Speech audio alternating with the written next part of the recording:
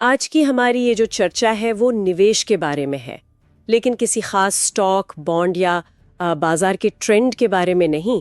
हमारे पास जो स्रोत हैं, जिनमें जेम्स मॉन्टियर की किताब the little book of behavioural investing की समीक्षाएं हैं, कुछ लेख हैं और हाँ, भारतीय निवेशकों पर एक सर्वेक्षण भी है। वे सब मिलकर एक बहुत ही चौंकाने वाली बात की ओर इशारा करते हैं, और वो ये है कि निवेश में सबसे बड़ा जोखिम शायद बाजार नहीं बल्कि हमारा अपना दिमाग है। तो आज हमारा मिशन इसी पहेली को सुलझाना है। हम ये समझने की कोशिश करेंगे कि हमारा दिमाग हमें कैसे कैसे धोखे दे सकता है। उन मनोवैज्ञानिक जालों को उजागर करेंगे जो अनजाने में हमारे पैसे से जुड़े फैसलों पर असर डालते हैं। चलिए इस सब को खोलकर समझते हैं। बिल्कुल। और पता है, ये समझना इसलिए ज़रूरी हो जाता है क्योंकि फाइनेंस की जो पुरानी मान्यताएं हैं ना, वो ये मानकर चलती हैं कि निवेशक हमेशा सोच समझकर तर्क के साथ फैसले लेते हैं। लेकिन एक नई सोच है जिसे व्यवहारिक वित्त या बिहेवियरल फाइनेंस कहते हैं। वो कहती है कि निवेशक कोई रोबोट नहीं बल्कि भावनाओं से भरे सामान्य इंसान होते हैं। और यहीं से असली कहानी शुरू होती है। हाँ, क्योंकि जब भावनाएं निवेश में आती हैं तो अक्सर तर्क खिड़की से बाहर चला जाता है। सही बात है। तो हमारे दिमाग में ऐसा क्या चल रहा है? जेम्स मॉन्टेरी अपनी किताब में इसे बहुत अच्छे से समझाते हैं। वो कहते हैं कि हमारे दिमाग में सोचने के दो सिस्टम हैं। एक है एक्स सिस्टम, जो हमारी भावनात्मक, तेज और अपने आप चलने वाली सोच है। ये हमारा डिफॉल्ट मोड है। हाँ, जो पलक झपकते ही काम करता है। और दूसरा है सी सिस्टम, जो हमारी तार्किक, धीमी और विश्लेषण करने वाली सोच है। इसे चालू करने में मेहनत लगती है, ये दिमाग की बैटरी खर्च करता है। तो ज्यादातर समय हम एक्स सिस्टम पर ही चलते रहते हैं। बिल्कुल, ऊर्जा बचाने के लिए। इसे परखने के लिए एक छोटी सी मजेदार पहेली है जो हमारे स्रोतों में भी दी गई है। एक बल्ला और एक गेंद, दोनों की कुल कीमत है 110 रुपए। ठीक है। बल्ला गेंद से ठीक 100 रुपए महंगा है, तो गेंद की कीमत कितनी है? थोड़ा रुकें, मैं सच बताऊं, जब मैंने पहली बार सुना तो मेरे दिमाग में तुरंत जवाब आया 10 रुपए। और यही ज्यादातर लोगों का जवाब होता है। ये आपका वो तेज वाला एक्स सिस्टम है जो तुरंत एक आसान जवाब पर कूद पड़ता है। लेकिन अगर आप थोड़ा रुकें, अपने सी सिस्टम को काम पर लगाएं और हिसाब करें, तो आप पाएंगे कि अगर गेंद 10 रुपए की होते तो बल्ला 110 का होता और कुल कीमत 120 हो जाती। सही जवाब है, गेंद 5 रुपए की है और बल्ला 105 रुपए का। अरे वाह! तो निवेश की दुनिया में ये कैसे लागू होता है? क्या हम वहां भी 10 रुपए वाला जवाब दे रहे हैं जब सही जवाब 5 रुपए है? ठीक यही होता है। जब बाजार तेजी से गिर रहा है और हर तरफ लाल निशान दिख रहे हो, तो हमारा वो भावनात्मक एक्स सिस्टम हावी हो जाता है। डर, घबराहट, लालच, ये सब हमारे तर्क को दबा देते हैं और हम तुरंत बेचने का फैसला कर लेते हैं। बिल्कुल, बिना ये सोचे कि क्या ये कंपनी लंबी अवधि के लिए अच्छी है। सफल निवेश का एक बहुत बड़ा हिस्सा अपने धीमे वाले सी सिस्टम को जगाना है और अपनी भावनाओं को काबू में रखना है। तो अगर हमारा दिमाग इस तरह काम करता है, तो वो कौन से सबसे आम मानसिक जाल हैं जिनमें निवेशक बार बार फंसते हैं? हमारे स्रोतों में कुछ पैटर्न्स बार बार सामने आए। पहला है हर्ड मेंटालिटी, यानी भेड़ चाल। जब सब खरीद रहे होते हैं तो हमें भी खरीदने का मन करता है। एक डर सा लगता है कि कहीं हम मौका ना चूक जाएं, फोमो जिसे कहते हैं, फियर ऑफ मिसिंग आउट। और जब सब बेच रहे होते हैं तो हम घबराकर बेचने लगते हैं, भले ही हमें नुकसान हो रहा हो। हमें लगता है कि अगर इतने सारे लोग बेच रहे हैं तो जरूर कोई गड़बड़ होगी। हाँ, और जो भारतीय निवेशकों पर सर्वेक्षण हम देख रहे थे, उसमें ये बात साफ तौर पर सामने आई। उसमें बताया गया कि लगभग 60% नए निवेशकों ने ये माना कि उन्होंने अपना पहला स्टॉक दोस्तों या सोशल मीडिया पर किसी की सलाह पर खरीदा था, बिना खुद की कोई रिसर्च किए।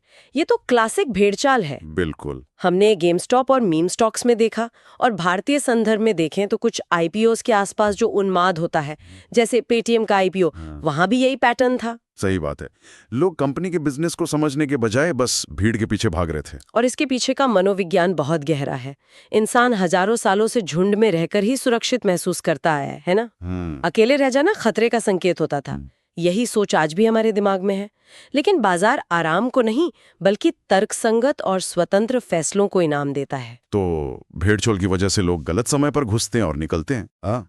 ज्यादातर निवेशक किसी स्टॉक में तब घुसते हैं जब वो पहले ही बहुत महंगा हो चुका होता है, और तब डर कर बाहर निकलते हैं जब वो सबसे सस्ता होता है। ये पैसा गंवाने का सबसे पक्का तरीका है। हमारी स्रोतों में जो अगला पूर्वाग्रह मिला वो मुझे सबसे ज्यादा हैरान करने वाला लगा। लॉस अवर्जन, यानी नुकसान से बचने की प्रवृत्ति। शोध बताते हैं कि 1000 रुपए खोने का दर्द 1000 रुपए पाने की खुशी से लगभग 2 गुना ज्यादा होता है। क्या इसका मतलब ये है कि हम हमेशा फायदे से ज्यादा नुकसान से डरते हैं? बिल्कुल।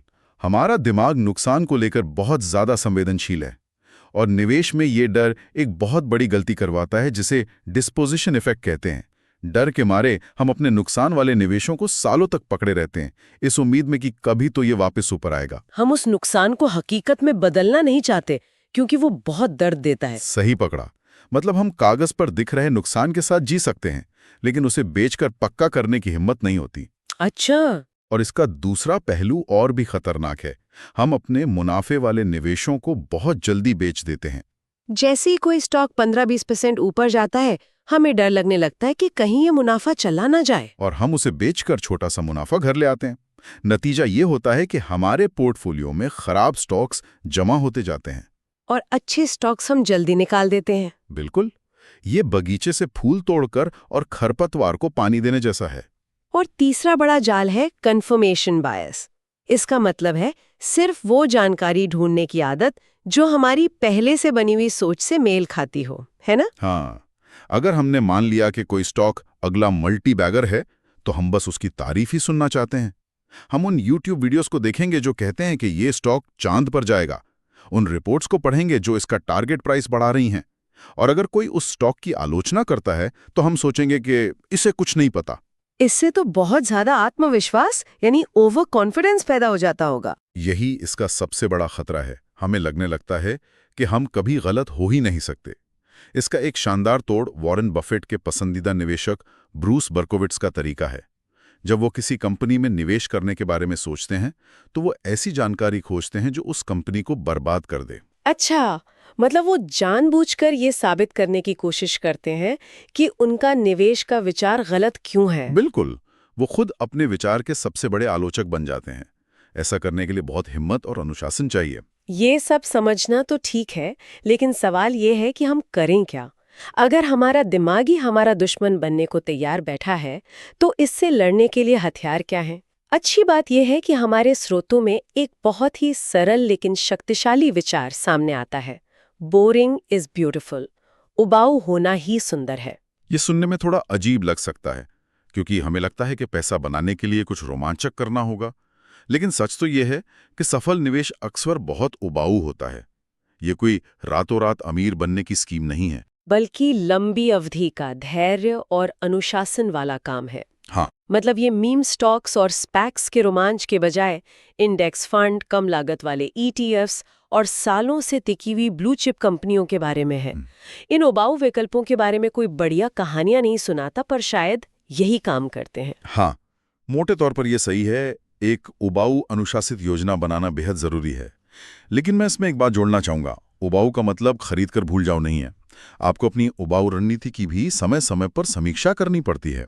ये इन सभी मनोवैज्ञानिक जालों का एक व्यवहारिक समाधान इसलिए है क्योंकि जब आपके पास एक लंबी अवधि की योजना होती है, तो आप रोज रोज के बाजार के शोर पर प्रतिक्रिया नहीं करते। आप एक प्रोसेस पर ध्यान केंद्रित करते हैं, रोज के नतीजों पर नहीं। बिल्कुल। जैसा कि एक लेखक ने कहा था, निवेशकों की ज्यादातर समस्याएं एक उबाऊ पुरानी योजना पर टिके रहने में उनकी नाकामी से पैदा होती है। और इसमें सबसे जरूरी बात है खेल में बने रहना, सर्वाइवल। रोमांचक चीजें जब काम नहीं करती, तो आप अपना सारा पैसा खो सकते हैं। लेकिन जब एक उबाऊ इंडेक्स फंड कुछ समय के लिए काम नहीं करता, तो आमतौर पर आपको सिर्फ औसत से कम रिटर्न मिलता है। आप खेल से बाहर नहीं होते। सही बात है। अगले मौके के लिए आपके पास पूंजी बची रहती है। ठीक है, तो ये सब सुनने में बहुत अच्छा लग रहा है, लेकिन कोई इसे अपनी निवेश यात्रा में असल में लागू कैसे करे? चलिए कुछ ठोस कदमों पर बात करते हैं। पहला कदम है खुद को जाने। हाँ, ये सबसे पहला और सबसे मुश्किल कदम है। आपको ईमानदारी से ये पहचानना होगा कि आपकी प्रवृत्ति क्या है। क्या आप बाजार गिरने पर घबरा जाती हैं या जल्दी मुनाफा बुक कर लेती हैं? इसके लिए हमारे स्रोत एक निवेश डायरी बनाने की सलाह देते हैं। एक डायरी? ये तो स्कूल के दिनों जैसा लगता है। इसमें लिखना क्या होगा? इसमें आपको अपने हर निवेश के फैसले के पीछे का कारण लिखना है। मैंने ये स्टॉक आज इसलिए खरीदा क्योंकि, और फिर ईमानदारी से वजह लिखिए। क्योंकि मेरे दोस्त ने कहा, या क्योंकि मुझे फोमो हो रहा था, या क्योंकि कंपनी के फंडामेंटल्स मजबूत हैं। अच्छा। कुछ महीनों बाद जब आप इसे पलट कर देखेंगे तो आपको अपने व्यवहार के पैटर्न साफ नजर आने लगेंगे। ये अपनी गलतियों का सामना करने जैसा है। समझ गई। दूसरा कदम है एक प्रक्रिया बनाएं, भविष्यवाणी न करें। इसका क्या मतलब हुआ? इसका मतलब है कि आप बाजार को नियंत्रित नहीं कर सकते, लेकिन आप अपने व्यवहार को कर सकते हैं।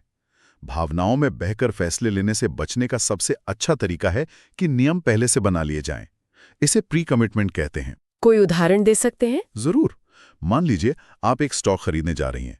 खरीदने से पहले ही एक कागज पर लिख लें, अगर ये स्टॉक 20% गिर गया तो मैं अपनी गलती मानकर इसे बेच दूंगी, चाहे कुछ भी हो जाए। हाँ, और साथ ही ये भी लिखें कि अगर ये स्टॉक मेरे तय किए हुए लक्ष्य, मान लीजिए 50% मुनाफे पर पहुंच गया, तो मैं अपना मुनाफा बुक कर लूंगी। जब नियम पहले से तय होते हैं तो उस पल की भावनाओं, डर या लालच के लिए कोई जगह नहीं बचती। ये बहुत कारगर लग रहा है। तीसरा कदम है भीड़ से अलग सोचें। हाँ, विशेषज्ञों और बाजार की बातों पर आंख बंद करके भरोसा ना करें, क्योंकि विशेषज्ञ भी इंसान हैं और वो भी इन पूर्वाग्रहों के शिकार होते हैं। तो इसका मतलब है कि आप हमेशा भीड़ के खिलाफ ही चलें। नहीं, इसका मतलब है कि आप अपना होमवर्क खुद करें। अगर हर कोई किसी स्टॉक को खरीदने की सलाह दे रहा है तो आपका काम ये खोजना है कि इसे ना खरीदने के क्या कारण हो सकते हैं। और चौथा और आखिरी कदम, धैर्य रखें। ये शायद सबसे मुश्किल है। हाँ, क्योंकि हमें लगता है कि अगर हम लगातार खरीद बिक्री नहीं कर रहे तो हम अच्छे निवेशक नहीं हैं। इसे एक्शन बायस कहते हैं। कुछ करते रहने का दबाव। आंकड़ा है, 1950s के दशक में शेयरों को औसतन 7 से 8 साल तक रखा जाता था। आज ये औसत सिर्फ 6 महीने के आसपास है। टेक्नोलॉजी ने हमें तेज बना दिया है, लेकिन जरूरी नहीं कि बेहतर भी। सही बात है। तो एक साथ सब कुछ बदलने की कोशिश नहीं करनी है। बिल्कुल नहीं।